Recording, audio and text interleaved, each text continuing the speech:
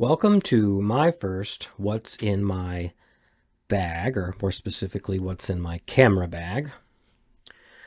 Right, I'm inspired by disc golfers who do this, like, what's in my bag? And they show you literally their bag and like 20 to 40 frisbees that they're going to play with through the season, and like go through each one in detail and tell you, right, why it has made it into their bag or is in their rotation.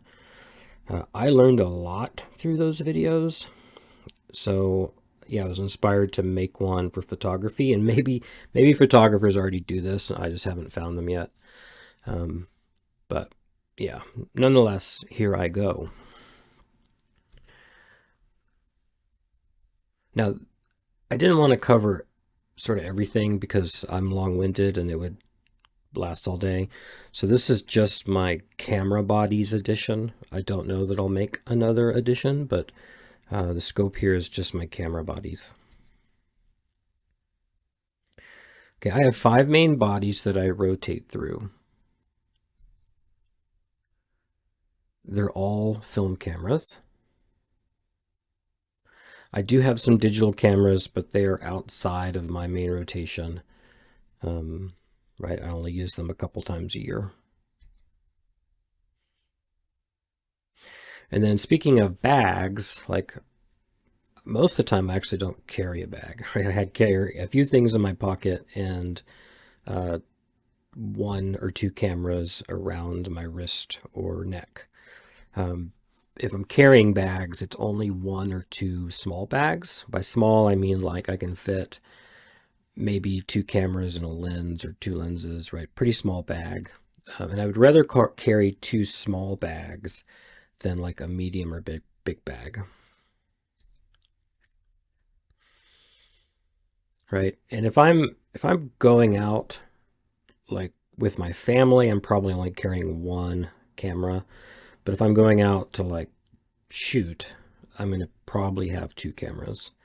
And then I usually just have the same number of lenses as cameras, but maybe 1 extra lens.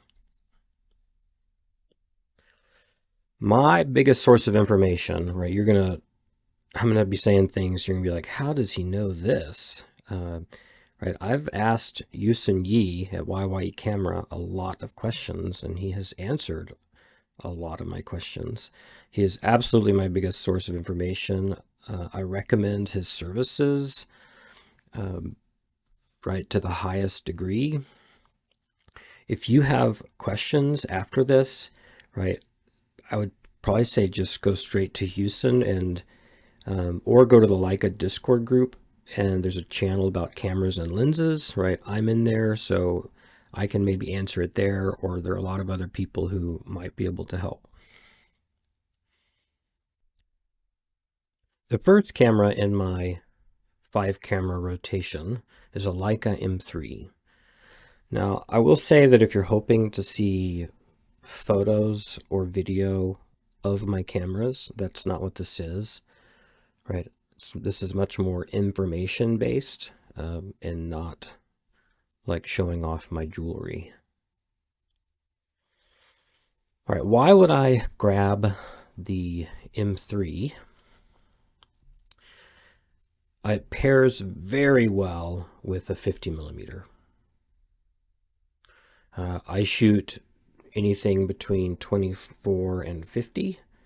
So when I'm wanting to shoot a 50, if I know that's what I'm basically committing to, then I'm probably grabbing the M3.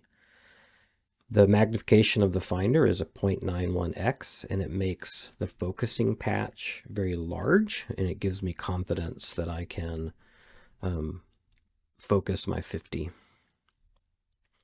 It's fairly comfortable shooting with both eyes open, which is, I like to shoot that way. Right, you can kind of tuck the rangefinder just underneath your eyes, and you have both eyes open, and you can really see wonderfully, and then you can bring it right back up to that eye to focus, but you can the whole time keep your eyes open. And you can even do this thing where you sort of like both eyes are open, but you can sort of change which eye you're actually looking out of.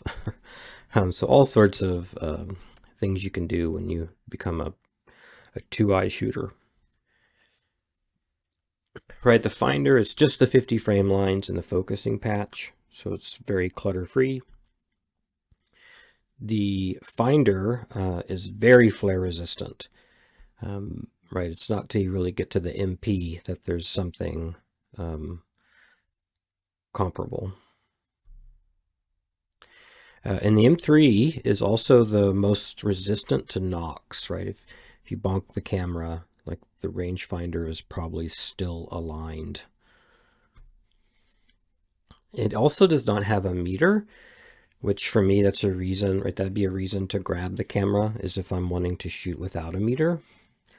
That's typically my preference, is to have to meter by eye. I find it to be a more engaging experience. I'm much more thoughtful about my exposures and sort of creative with what I'm imagining.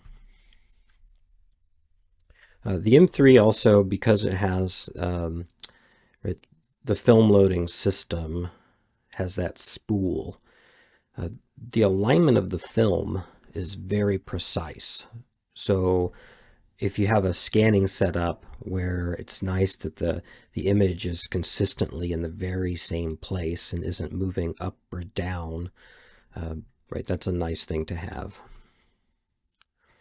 It has a self-timer. It's compatible with the Leica reusable Ixmu, which I have some. Okay, so why did I end up with this M3, and what was the serial number range? Right, again, this is a user, right? I'm not a collector, I am a user. So for my M3, I went for a serial number above 1 million.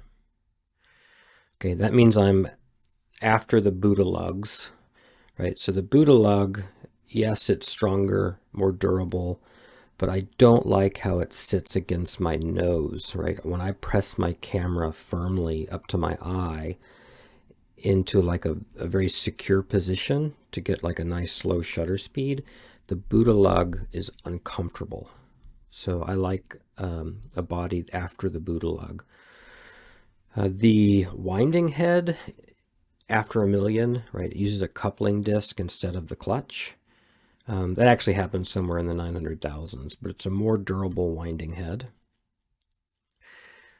Instead of the dual shutter brake, it's just a single shutter brake that's easier to replace. Right, a lot of this is just like, not only is it a little bit less likely to malfunction, but if it does, right, the cost that I'm going to have to bear is going to be less. It is less likely to have a silver coating oxidation, right? That rangefinder patch can become weak or yellow, right? So again, another reason to go above 1 million. And it's not the smoothest I've ever felt, but it is close, right? If my priority was just a smooth, early M camera, right, I'd be like probably an early double stroke or the push button M2. But it is, right, it feels very good. Right, this would, 1 million up would get you the more durable rewind shaft. And then sort of that early single stroke before 1 million, there's a brass sleeve in the chassis that wears down because of an aluminum part. And then it gets where one full stroke isn't enough to advance the film and you have to replace the entire chassis. So I grabbed a single stroke M3 above 1 million. Okay, some unfortunately's with the M3s. A lot of them have been heavily used. So your chances of finding an M3 that has like 0 issues is maybe lower. It uses a Canadian balsam cement, and you'll see these goldish lines on the edges of the main prism, but that's repairable. And then some of the rangefinder patch aging is difficult or impossible to repair unless you just have a donor camera. My second camera is a Leica M2. All right, why would I use it? So the magnification of the finder is 0.72x, and that pairs very well with a 35mm lens, which I shoot 35 more than I shoot 50. It also pairs well with a 50, right, when I want to see more outside of the frame. And it's usable with a 28. You just use the whole finder. The M2 comes with only one frame line per focal length. It's a very clean, clutter-free viewing experience. And Abrahamson made a rapid winder for the M2. Right, so if you don't know what that is, it's like a Leica Vit, right? It's like a base plate replacement so that you can advance the camera with your left hand, which is both faster and convenient if you're left-handed. And it also helps you keep the camera more stable and in the same position as you advance. So that is a nice one. I have that, and I really like it. Again, it doesn't have a meter, which is usually my preference. It has the spool system, so very precise image alignment, and it has a self-timer, and it's compatible with the XMU. Okay, so for my serial number range, right, again, for a user camera, I went above 1 million. Right, the very early M2s had a different brake design that's harder to replace. The push button M2s, they're collectible and they're cool and they're silky smooth, but the rewinding is not quite as reliable. And then with the later serial numbers, it's much easier to replace a frame mask, which ties to the unfortunately, the M2 is, compared to the M3 and M4, is the most prone to frame mask aging, so you may need to have it repaired. And again, the M2 and the M3, right, were used by lots of professionals, less so with the M4, but the M2, there's lots of them that were heavily used. And again, it uses the same Canadian balsam cement, so you're susceptible to goldish lines on the edges of the... Okay, my third camera is a Leica M4. Now, why would I use it? Well, again, it's the 0.72 finder, so it pairs very well with the 35, the 50, usable with the 28. It comes with 2 frame lines per focal length, which I don't like. I don't need anything narrower than a 50mm frame line. So I had DAG modify mine and hide some of the the inner frame lines. Again, no meter. Now I lose a little bit of the precision of the alignment, just a little bit, but I get the quick load system, and it makes it much faster to load and easier to do in my hands. So if I'm standing and I don't have a surface and I'm trying to be in a hurry, right, feels much safer and faster to use the M4 quick load system. And also that rewind knob is definitely faster. I don't enjoy it as much, but it is faster. Yeah, M4 has a self-timer. And my copy especially is in super duper condition. Yeah, compatible with the XMU. Okay, so a serial number for a user is that 1.2 to 1.3 million range. Right, a quote from Youxin, he says that range is the last and possibly the best of the match and fit era. Right, the match and fit era is the M2, the M3, and the M4 up to 1.3 million. Right, they're literally hand built by expert technicians that are very carefully finding parts that fit together very well. And the M4 has, until the MP, right, the best evenness of shutter travel. right? So that means just your exposure is going to be, right, treated equally across the whole frame. The slit's not going to kind of be on the left side longer than it is on the right side, right? Which is, it's hard to notice that degree of subtlety, but it does matter, right? And then it doesn't use the Canadian balsam cement. It uses a modern UV glue in that 1.2 to 1.3 range. And it also is using a better shutter curtain joint glue. And then after 1.3 million, right, you're out of the fit and finish and into a totally different thing. You're into the black chrome cameras. So don't recommend going there. And then for this 1.2 to 1.3 million, right, a lot of those are still in really good condition because this was sort of after a lot of the professionals had moved over to a different system. And then the only, unfortunately, I could think of, it's just that the Film Advance has a plastic tip, right? So you go from using brass to plastic. But that's also a very easy part to replace. My fourth camera is an M6 TTL. Now, why would I use this one? Well, I wanted a 0.58x finder. And if you're wanting a 0.58x or a 0.85x finder, this is the cheapest entry point. I have the 0.58.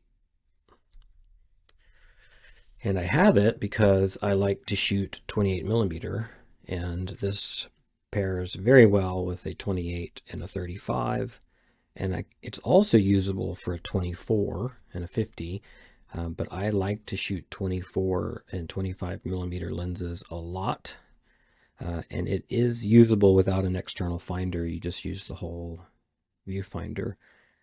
Although sometimes I do add an external finder.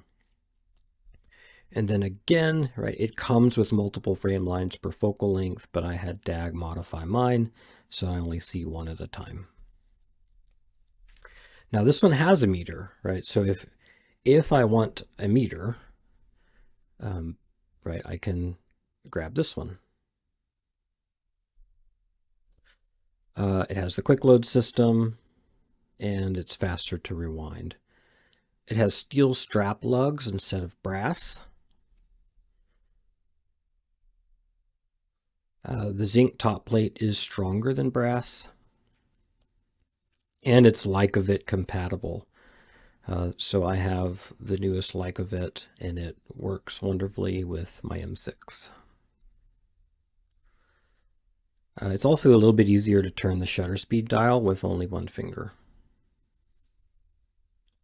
Okay, in terms of a serial number range, I'm going to talk about sort of the whole M6 line, not just the TTL. But for the TTL, right, sort of any serial number, but going more towards later is better if you can, right, all else being equal. So in the M6 line, the later you go, you're less prone to light leaks related to the meter. You're also less prone to rangefinder silver aging. And your meter is less likely to fail. They're also, the later serial numbers are more resistant to the rangefinder getting knocked out of alignment. So not as resistant as the M3, but the later M6 TTLs are more resistant than the early M6s. Also, the meter became more reliable and less likely to break. And the way that the strap lugs are connected to the camera became more secure. And the shutter dial contact has changed from a bracket to a ball, which was much more reliable. And in the late serial numbers, you actually get MP parts that start appearing. Right, and that's not advertised. You'd have to open it up to start seeing that. And then I have one for the Japanese market because of the cosmetic touches. Okay, unfortunately on the M6 TTL, it is more prone to rangefinder patch flaring. Right, this is a commonly known issue with the M6. They took out a condenser lens. You can have DAG install an anti-flare kit and add a coated window, which helps, but it's still not as good as an MP finder. However, some of the very late serial numbers actually have the MP finder. Okay, so only the early M6s have a metal frame counter.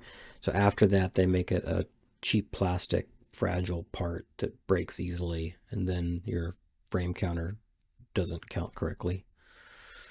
And then you might just have meter and circuit issues, right? So mine did have a metering issue. It was a relatively easy and inexpensive thing for DAG to fix. And then that zinc top plate, right, the chrome on that is prone to bubbling. And ironically, if you stored it in the camera bag that Leica sold with the M6, it was actually extra prone to bubbling. And then the rewind crank is actually less durable than the one on the M4, even though they look the same. The TTL body is slightly taller, if that matters to you. And at this point, you start needing a specialized tool to adjust the rangefinder, which is annoying, right? Up before this, you could do it yourself with a common screwdriver. My fifth camera is a Leica MP. Now, why would I use it? So, compared to my other Leicas that have a shiny chrome, this silver chrome is duller, which makes it more discreet. The top plate is one piece of brass. It's very dent and corrosion resistant. The parts are CNC machined. The windows and the prisms, they are coated.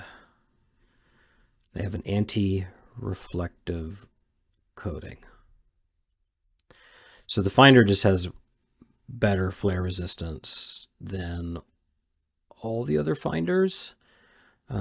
So if I'm trying to shoot into a light source, right, this is my best finder for still having a very clear finder image and making it easy to focus. It does have a meter. And if I wanted an MA, I can just take out the battery, right? So, and I do sometimes, right? I will just, it's like I said, my preference is to usually not have a meter. So I just take the battery out. Yep, has the quick load system. It has steel strap lugs.